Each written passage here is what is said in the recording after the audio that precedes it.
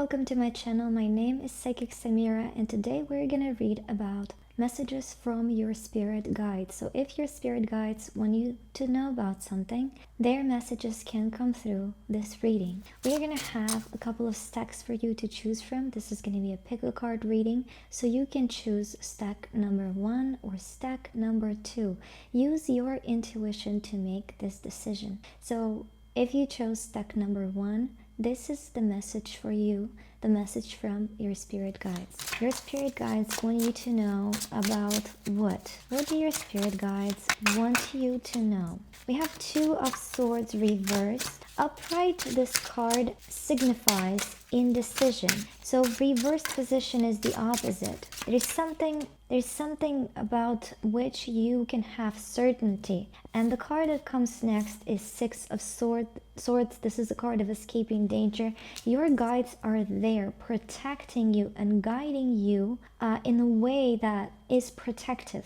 But you need to listen to their guidance. You need to know that they are there for you, and you need to listen to their guidance. It is a skill to be able to perceive what your guides have to say. It is a particular language and relationship that you develop with your guides. For example, for some people, they see repeating numbers and they know that a particular number is signifying the message from their guides. They listen to their intuition, and whenever they see, for example, 1, 2, 3 or 1441 or whatever number, or some kind of color, they have like a code. You can develop like a language, like a code system with your guides. And to do this, you need to practice meditation. You need to practice tuning in, tuning within, and listening to your intuition and listening to what your heart says. Your guides can communicate with you through your heart, through your intuition, through your emotions, through your feelings, through vision. Okay, you need to create this space within yourself to receive this guidance. So what I can recommend you do is choose 10-15 minutes in a day when you invite your guides to connect to you and communicate with you, and then you listen and you learn. You can notice there is a particular feeling that comes up that can be a signature of your guides. You can see a number in front of your eyes. You can hear something. You can see a color. And if you listen to your intuition, your guides will develop. They will develop this system of communication with you. Okay, so that you can recognize when your intuitive insight comes from them, or sometimes it can come from fear or thinking. So by developing this structure, this system, this way of communicating with them and recognizing when they are communicating with you, you can learn how to discern. Okay, you can learn how to discern if it's your fear, or if it's your wishful thinking, or if it's something else communicating with you, or if it is your guides. So don't fight the intuition, and intuition doesn't always mean act right away. Again, this is important to understand because we have so much insight that can come through that until we learn how to discern what that insight means, we can get really confused. You can have your fear speaking and think that is your guides, or you can have your wishful thinking speaking and think that is your guides. So before you start acting on your intuition, before you start, or if you resist, let's say you are receiving some kind of messages that feel really difficult to receive, maybe it's your fear speaking, so you start fighting that intuition, ultimately decreasing the connection that you have with your intuition, kind of sabotaging that connection and sabotaging your communication with your guides. Or sometimes you receive some kind of insight and you're not sure, do I need to act on this?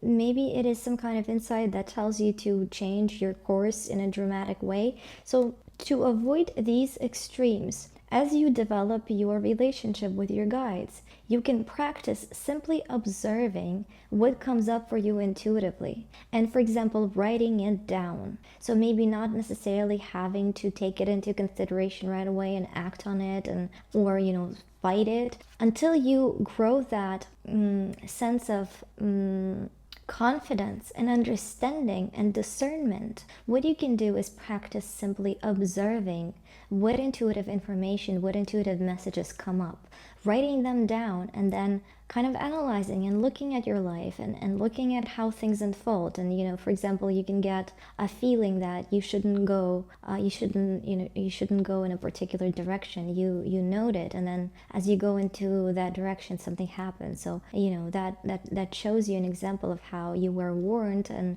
the consequence of that. Maybe when you were warned, you had a particular feeling, you had a particular feeling that you can recognize when it comes up, and you can learn that that is how your guides communicate with you. Maybe you hear ringing in your ear, or maybe you see a repeating number, or maybe it comes through to you during your sleep. So for each of us, it's going to be different. We have different guides.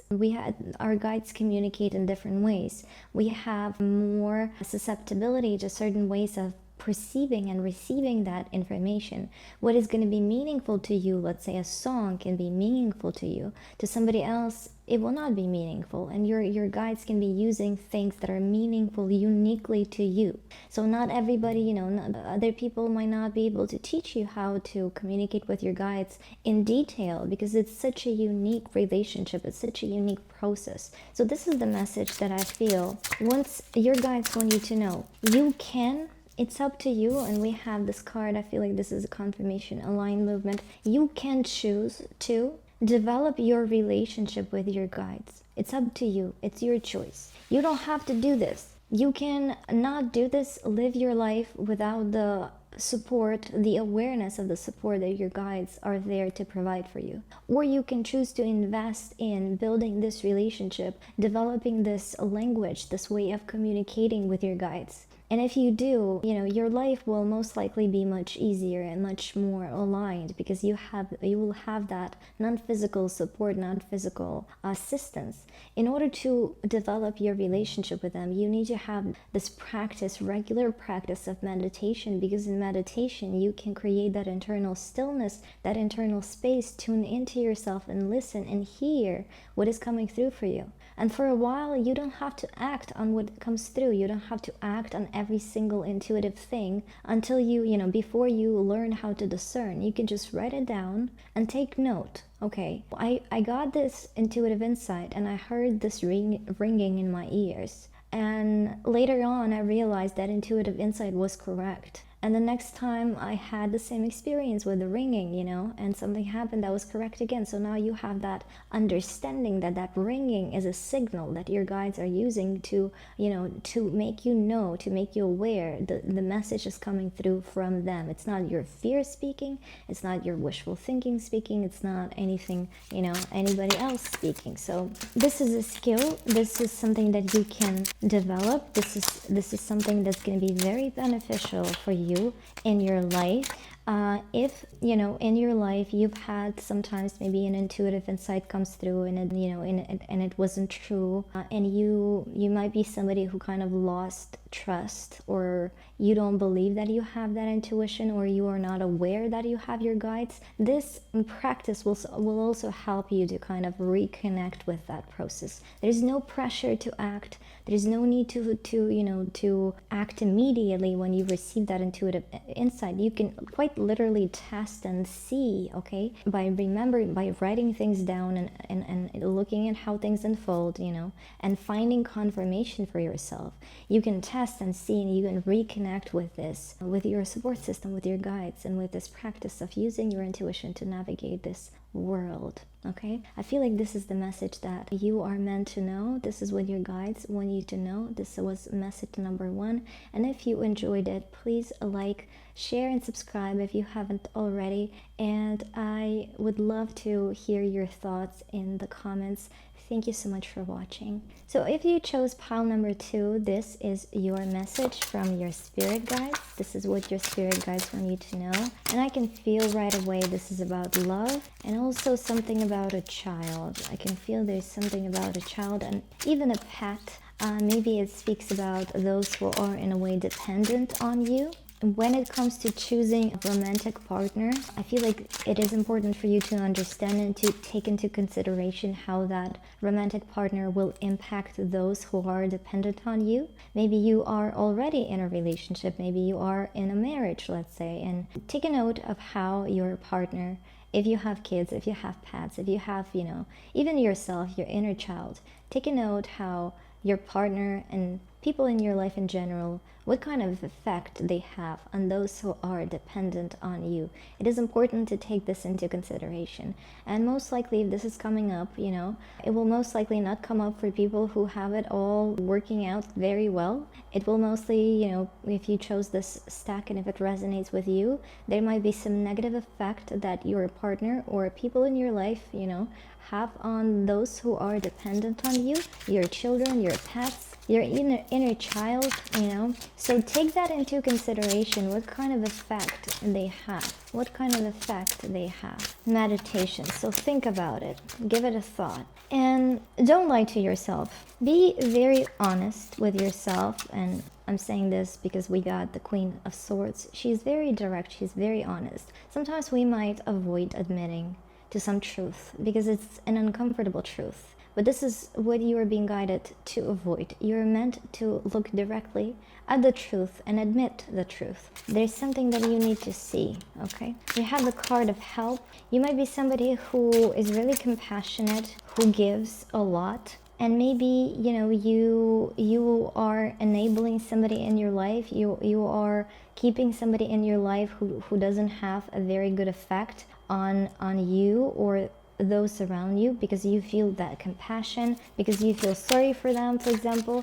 But this message is encouraging you to take into consideration how it impacts those who depend on you. Let's say you are in a marriage with somebody who has that abusive, approach to parenting, for example. And you might love them and you might be with them for a long time. And at the same time, you need to take into consideration and think about how their behavior can be negatively impacting those in your life who depend on you, who need you to protect them. This is, I feel like, a message that is not going to be for everyone, obviously, but it's your responsibility to, if somebody is dependent on you, if somebody cannot stand up for themselves, if it's a child, for example, you're meant to be their protector.